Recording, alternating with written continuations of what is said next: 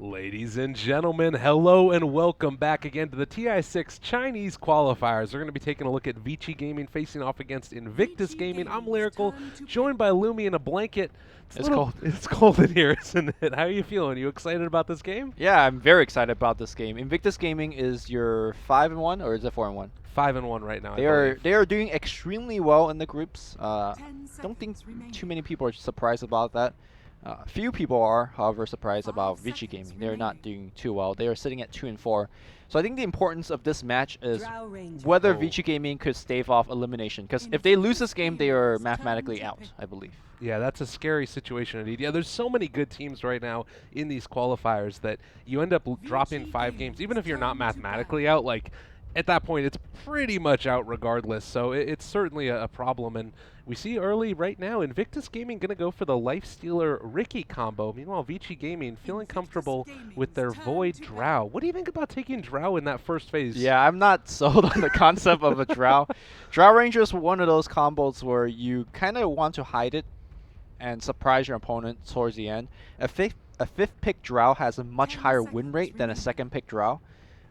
Because you don't give the entire 3 more picks to IG to essentially counter it, and there is, boy, a ton of counters, especially with the Lifestealer already in the pool. For example, you could see like a Queen of Pain Lifestealer just jumping in and blowing up the Drow. With that said, there's a whole bunch of defense left for VG Gaming to pick alongside a Drow, and they do have one of the best already, the Faceless Void. Yeah, and this is a very interesting dynamic that you got there. The Faceless Void, great at being able to hold you in place there, and it's kind of nice because you have this combo, like we saw in TNC in the Southeast Asian region, they would run like a Vengeful Spirit first with the Void, and then there would be the threat of the Drow. Now I'm kind of wondering, with the Venge already banned out, what it is that they want to use to combo these together and allow it to sort of dominate those early laning stages. It's worth noting for Invictus Gaming, this is right in their wheelhouse. Prior to this qualifiers, they had picked Lifestealer 12 times in the past month with a 66% win rate. And I feel like QD, he just has a really strong affinity with this hero. But for Invictus Gaming, it's got to be Ferrari 430 that we're talking about when you talk about storylines. This guy has just been a monster forever. Yeah, he is a monster, but I don't want to take any kind of limelight away from the rest of the IG group. These are not household names, but I hope by the end of the day, you guys will remember them. Bulbaca's my personal favorite player on the team, and that's saying a lot because 430 is, right, you know, the namesake here, but he has a beast of an Earth Spirit. Chinese teams playing against Invictus Gaming has to just first phase ban Earth Spirit because to me, he's like the best Earth Spirit in China, which is saying a lot. He plays roaming heroes to the T, and I expect really good performance from his Ricky play. But yeah, also the rest 4 members, apart from 430, has been hanging around. I think since a long time. These used to be the old DK squad, the old Invictus squad. So a lot of people see this squad as 430 plus 4, but I see it as 4 plus 430. Right. The 4 being actually more important than 430. They got the team play together. They know how to run a 4 protect 1, which is generally what they do run. So I'm hyping them a lot. Yeah. But they have the score to back it up. No, I'm completely with you. I'm on the track as well. I've been looking at this team since the Manila Major qualifiers. I was expecting a lot out of that one for them, but you think about after Shanghai, there was the big reshuffle, and it felt to me like Invictus Gaming was kind of grooming this squad for a while. It was their ig.vitality team. They had been having it for a really long time, and then all of a sudden, you know, March 20th, whenever it was that happened, they roll them all out together, bring them up to play with 430, and as you were saying, it felt like they were trying to make sure that core dynamic played well and then fit 430 into that draft. Sure. So I love the changes too, because they oftentimes are still going to leave his hero for last, but I feel like this is a great start, and I like the Lifestealer Disruptor combo. These are some of the most picked heroes across all regions. Yeah, it's the way they draft. Still, they draft around 430. He generally plays. You know how yesterday I was saying Mikasa plays the traditional mid, your Puck, your TA, your Shadow Fiend. Yeah. The ones that plays like the Temple space controllers. 430 now plays kind of the hard carry on the mid lane. Your Invokers, your Nagas, your Alchemists. And the rest of the 4 IG picks are picked around to kind of protect him, farm around him, fight around him. And that's why you save 430's picks to the end. And going to look at this draft, Ricky, Disruptor, these are the heroes that you want to have a 4 Protect 1 strat because they give you that utility, they give you the gank, they give you the team fight. So it's a very standard IG draft. But whether they are adapting or dealing with this Drow Ranger is another story, because, I mean, Drow Ranger has a ton of weaknesses, which I don't feel like IG so far has really capitalized on it. Yeah, it's kind of an interesting dynamic there. I'm curious how they're going to go for it. I really like the idea of the Invoker pick that you were talking about. Maybe even thinking about flirting with the idea of a Quas Wex to extend the game and try and cut out the push. They do have an 85% win rate on that hero when they're able to get it over the past month. But you look at these supports that are coming out, traditionally think a little bit defensive, but in the context of a Drow Ranger lineup, these guys are going to be able to do a ton of damage. So I agree with the Invoker pick, because you said 86% win rate. I disagree with the Quas Wex. Okay.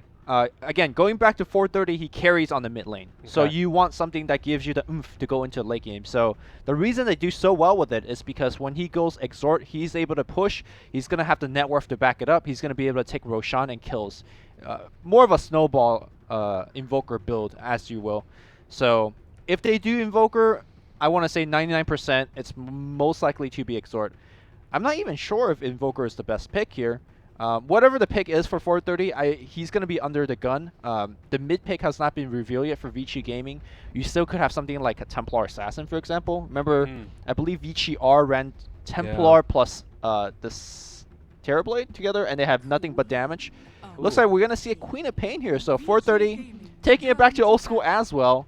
And we'll see if Queen of Pain is going to have what it takes to kind of deal with the mid lane onslaught that's going to be coming his way. Because one of the strength for Bane, you see him roaming to the mid lane in the beginning, trade hits with you, and brings up you. And 430 is not going to have a great time, to be honest. Yeah, that's a little bit frustrating indeed. They do ban out the Axe. Again, a really strong hero that Invictus Gaming have played more than a few times. 85% win rate on that one, interestingly enough. Ooh. But, oh my god, they're just going to drop it down. The XXS Brood. I believe that this is going to be him.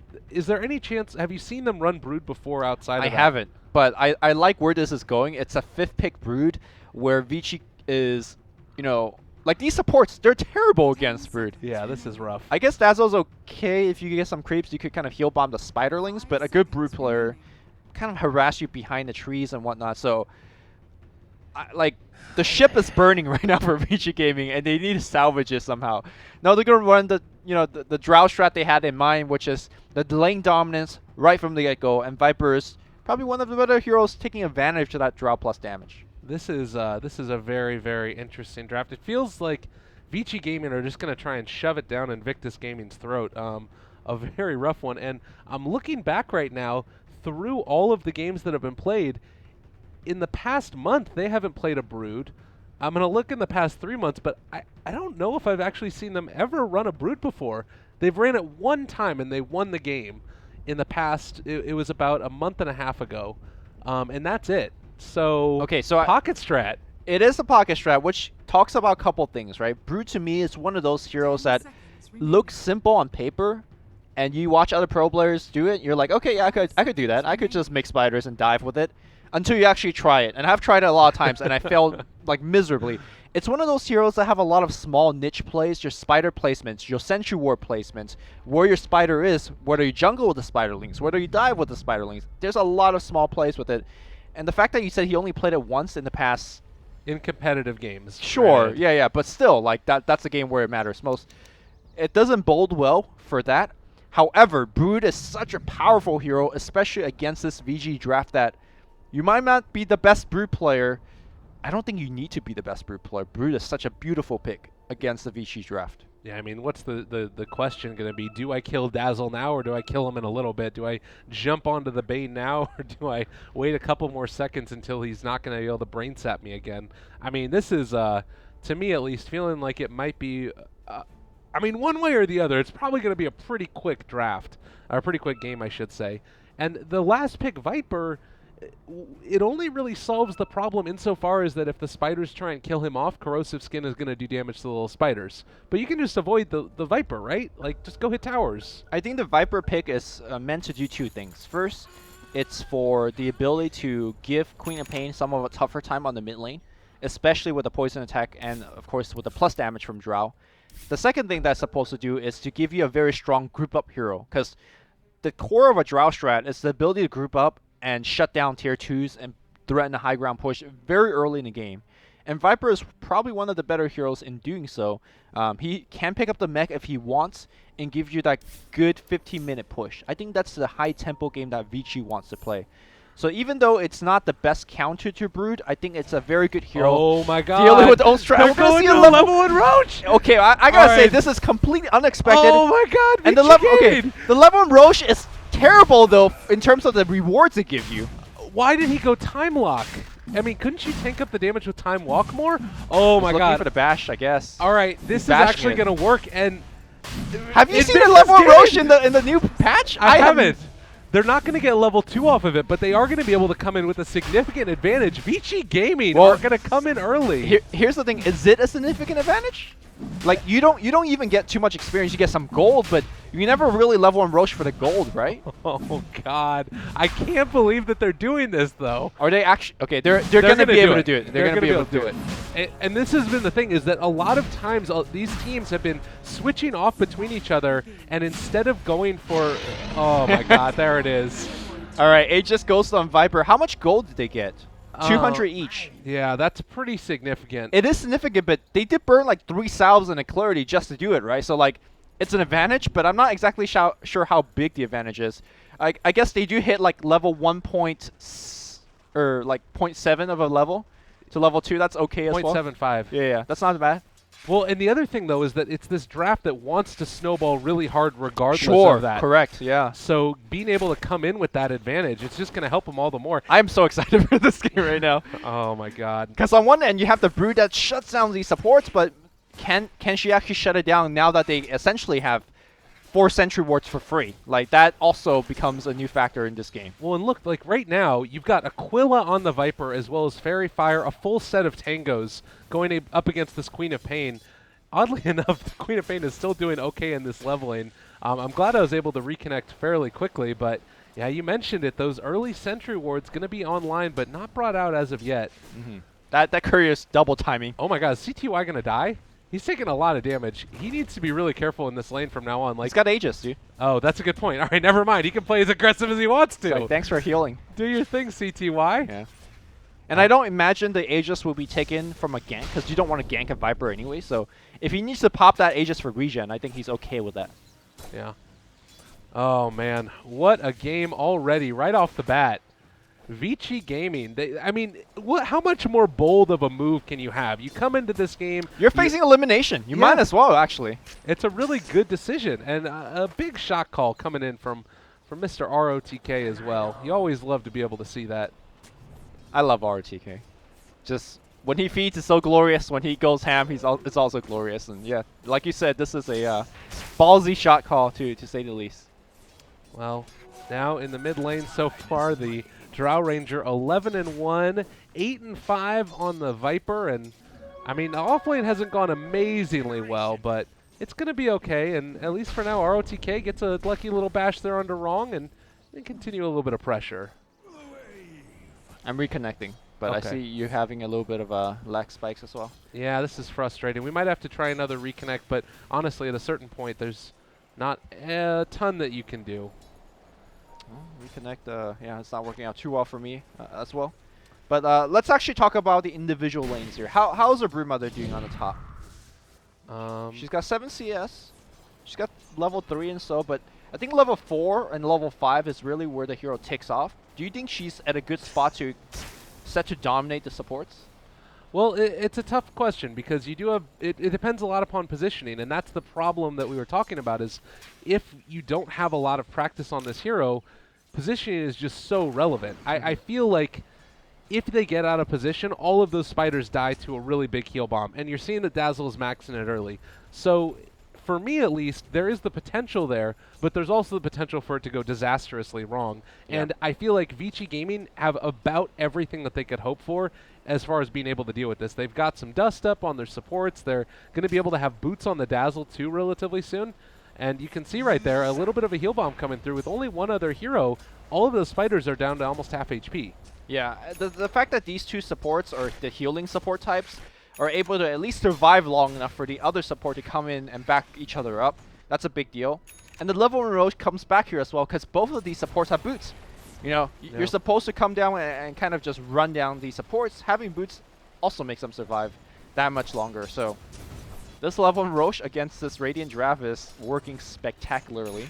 Yeah, I mean, holding still on that 1,500 gold lead and 1,000 experience as well.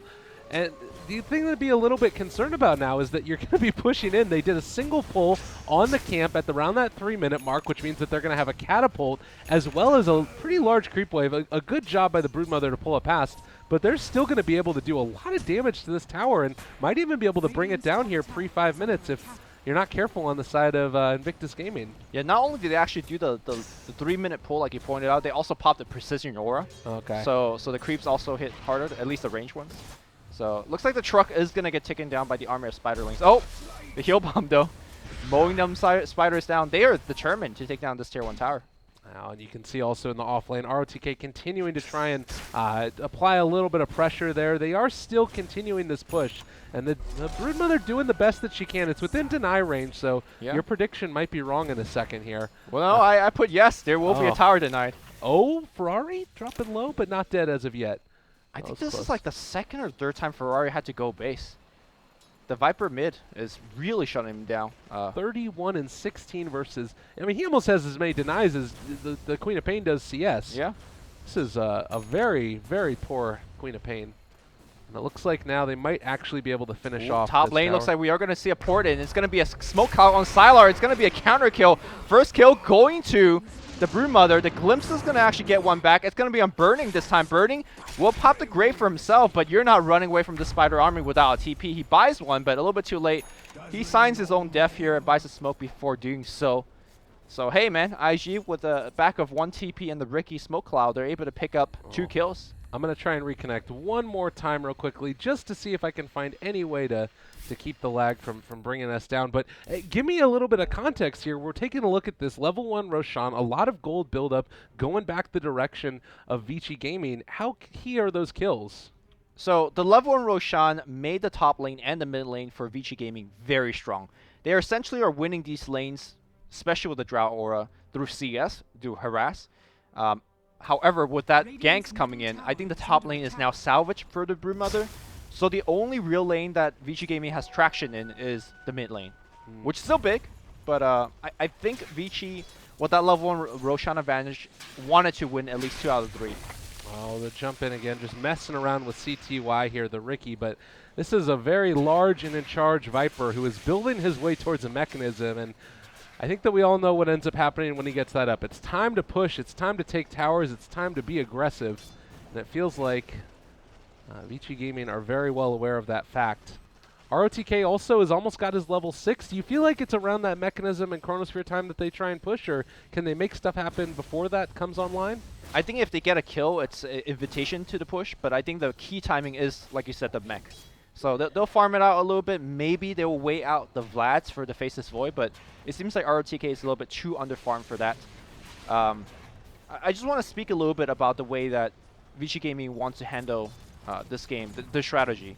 A lot of teams in the past wants to shut down 430 by sending multiple gank parties to the mid lane, but VG Gaming in this game have not only shut down 430, they have only done so with a single hero, with the Viper mid, and that's just impressive, leaving the other heroes to deal with the other lanes. And if you look at the mid lane comparison, CTY is level 8, and the Queen of Pain is level 5, almost hitting level 6. Yeah. The mid lane disparity is just absolutely ginormous. Well, in this again, it speaks back to the fact that you do have that level 1 Roshan and the Precision Aura. Like, there was no way that and the H's. There was no way that Ferrari was going to be able to come out of that lane. Okay, so just again, a really good call from Vici as far as what they needed to do. And you're taking a look at this now. I mean, they take down the tier 1 tower in the top lane. Broodmother pretty heavily hemmed in. And Drow Ranger drafts are no longer a draft that has to hit the timing and it falls off hard. I feel like they're still capable of being able to scale later into the later stages of this game with the addition of Dragonlance and all those other ones. Well, look at what's happening here.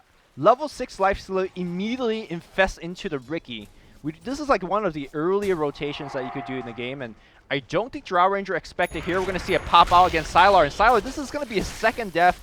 Another one that the Brood participates in. Ricky gets a kill here, but Yeah, IG now saying, you know what? We know the push is coming. We're going to send the push straight to you.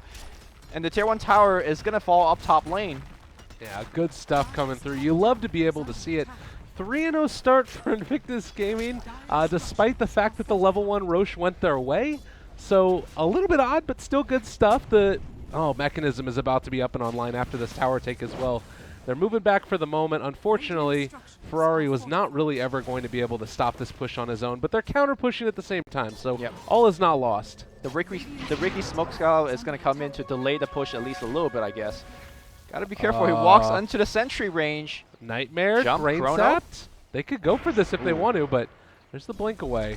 I'm literally seeing no animation here, so I don't know what exactly happened. Oh, don't worry. I'm a pro at casting with the terrible lag. You just sort of say what you hope happens, and then eventually maybe it will. The tower goes down. The Chronosphere dropped down as well onto Wrong, and HYM now is going to be able to get silence for the moment. And they drop the Static Storm. Sonic Wave goes through as well, but not nearly enough damage, and Ferrari 430 is going to end up taking a whole hell of a lot of his own. CTY jumped on by 3 heroes. QD, but graved at the last second, and now ROTK in the midst of all of this is trying to bring down XXS. They are going to be able to find that kill. The mech comes out, and it looks like with that, 4 might fall if they can catch up to QD. He has his armlet, so he's going to be able to walk away. But my goodness. I'm not sure whether you caught it on camera, but Ricky was waiting for the grave to end, and he was like, juicy kill. Blink strike on the Viper. But as soon as he blinked on it, I think just at the same time, the courier delivered the mech. CTY popped the mech and says, oh, thanks for the freebie, and turned around and killed the Ricky. And this is going to be the second Roshan 10 minutes into the game here with a double damage to boot. I think that mid fight was so important for Vici because to me they were about to kind of get snowballed on. I love this play by Burning as well. He drops down. Okay, solo smoke. He solo smoked to see if he was going to be able to, if anybody was going to come in and try and steal the Aegis. Right. So pretty nice play, and then Aegis again now on Sylar. It's time to head down bottom. Best of ones, man. This is the problem. You end up potentially getting, dropped down. IG have looked so good, and I don't know. I'm a little bit scared about their birth to TI if they end up losing this game. Yeah, I think if IG wins this one, they're pretty poised to take the first seed and the direct the invite to TI. It would be Wings that would be the big other one. Correct. Now, the game is not over just yet. Even though it's Vici Gaming that's essentially dominating for the past 5 minutes, you got to keep in mind they're supposed to dominate in the past 5 minutes or so. So it's within the realms of Vici to maybe lose a team fight and have IG to come back. So I think the game right now, even though it's Vici favored, is still very winnable for IG if you're an IG fan.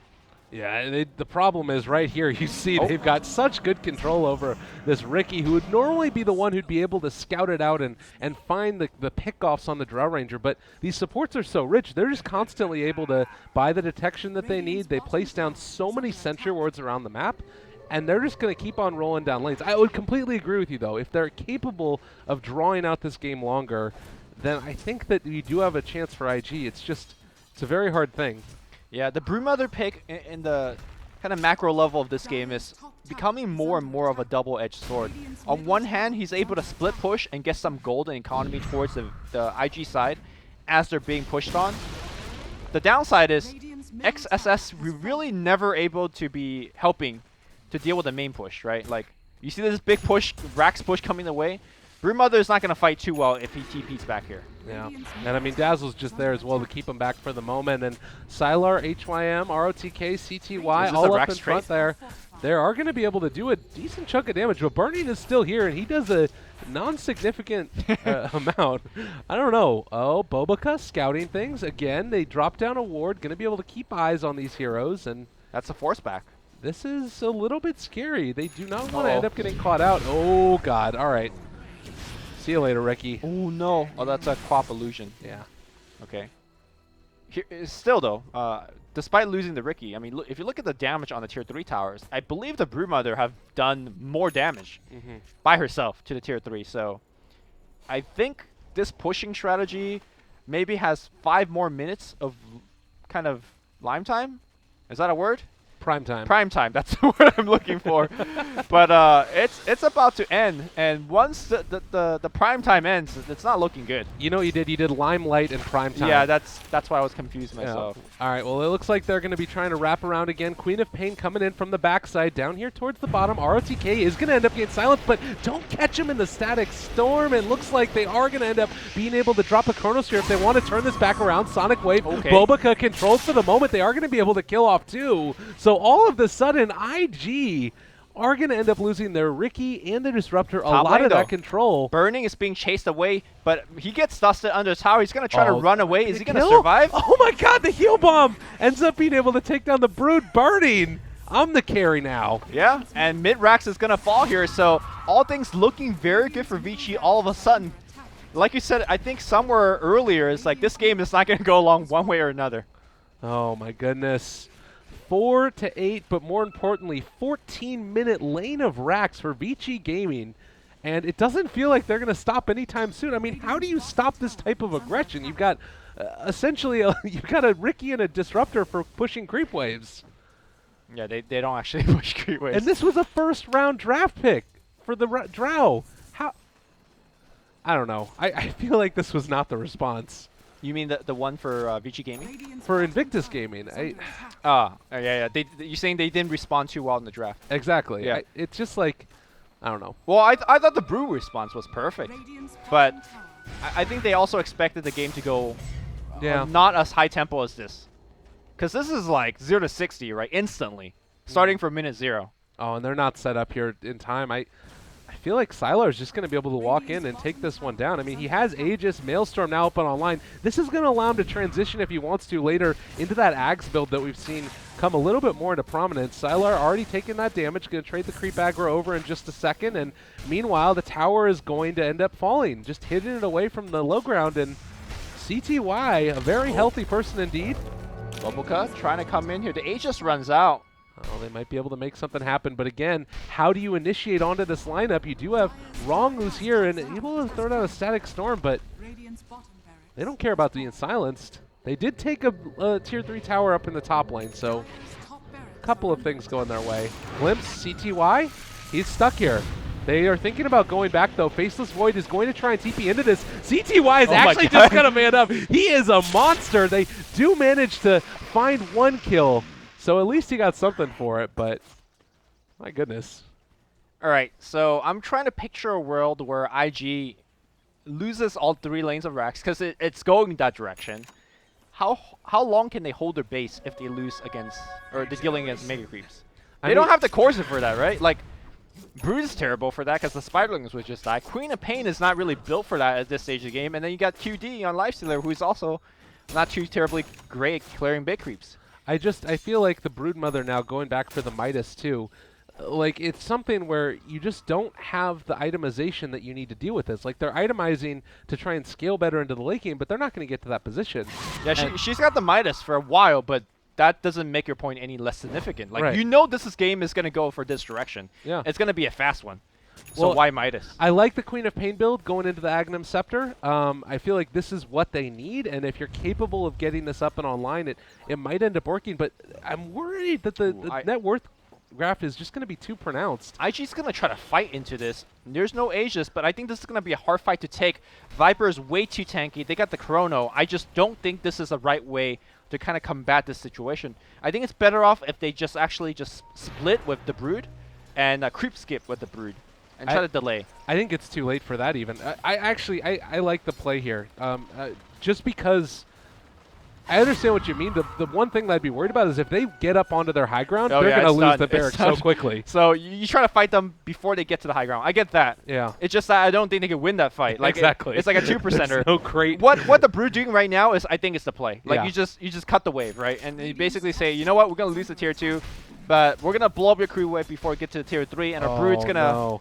He had to go back for the Veil, so couldn't even finish off the Aghanim Scepter. For I think the Veil's fine. Like, the Veil gives them that big spike of damage, maybe win the fight. Yeah, this is all or nothing. Yeah, do or die. Glyph is available, and they'll use it immediately. Broodmother says, man, why are they still pushing? There's no creep wave. Oh, the jump in, QD controlled for the moment. Lifestealer as well as Bobica in a lot of trouble, and the feed script is there as well. The silence down, the Sonic Wave, but it doesn't even matter. Burning's going to be able to survive through it. They heal back up. The rest of the team buyback onto already, but can they stop the push coming in from VG Gaming? CTY just continuing to hit away at these towers, and they've got the Brood trying to take down this Drow Ranger, and a little bit of damage, but the silence comes through again. Grave, and they are going to be able to keep Sylar alive.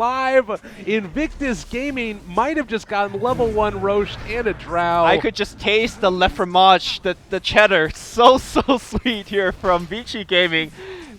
I don't think we've seen a lot of cheese strat in 2016 in Dota 2, but this is definitely one of the cheesiest strat that has worked so beautifully. Well, a 19-minute GG, and VG Gaming pulling out an upset. They needed to bring the big guns. They're shooting them all over the place. It's good to see it. And for Invictus Gaming fans, a little bit scary now. They are going to be in contention with Wings. Essentially, their fate is out of their hands at this point. You have to hope for a Wings loss, and you aren't going to be able to provide that, even though they beat them earlier in these qualifiers. So, a little bit of a short game. We're heating up a little bit, but you still got the blanket on you. Lyrical, I gotta ask you, like, more of a personal reaction to this game. Are you, like, salty? Like, I'm not sure how big of an IG fan you are, but if you're an IG fan, are you salty? If I was an IG fan, I would be salty. I am I don't know. I have a lot of different fandoms. Sure. I think that I just like the Chinese Dota scene in general. It's a lot of fun. What about if you're like if you just enjoy watching Dota? Like, how do you rate the enjoyment of this game? This was great. This is like 10 out of 10. This was 10 out of 10. It would This do is for good me. stuff. Like, it's good, right? Level Roshan 2016. Yeah. That's all we gotta say. New meta. Well, I hope that you guys enjoyed the broadcast. We certainly did. And we'll be back with just a little bit with some more Chinese Dota action. We'll see you guys in a second.